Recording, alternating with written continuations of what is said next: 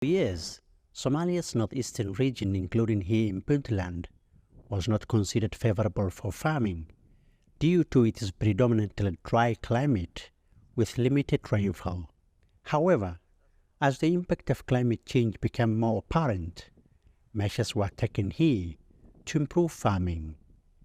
Irrigation and other agricultural projects have made more water available, and that has sparked an interest in small-scale farms like this one outside the city of Garowe. Farmers say they are enjoying a much easier livelihood now. We plant different types of vegetables and fruits here, such as pepper, onion, watermelon, and so on. We use some here in our garden, and others transport them to the market for sale. An increased food production hasn't been the only positive. The return of biodiversity, such as birds and other wild animals to this farm, has boosted the ecosystem, also helping to combat the negative impact of climate change. The extraordinary variety of plants is also attracting visitors. When we started this farm, it immediately attracted both people for tourism and animals like birds for refuge, because wildlife get water and food through these plants. We also established a nursery process and distributed them to people voluntarily for planting, while also providing them with free access to public areas, such as schools and mosques, to take our part in conserving green areas.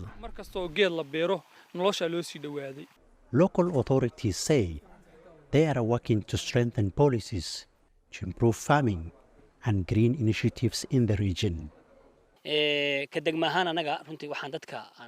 As the local authority, our official policy is to encourage local population to invest in farming as well as planting more trees.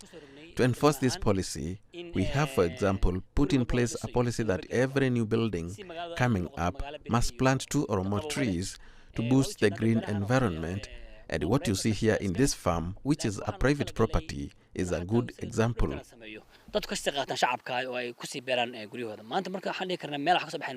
According to Somalia's Ministry of Environment and Climate Change, about 4 million Somalis have been displaced as a result of climate change. The Horn of African country says it needs more than $16 billion in climate finance investment by 2030. But if the funding can have the same impact elsewhere as it does here, there might be a much brighter future ahead for Somalia's young population. Mohamed Kahir, CGTN in Garowe, Puntland state of Somalia.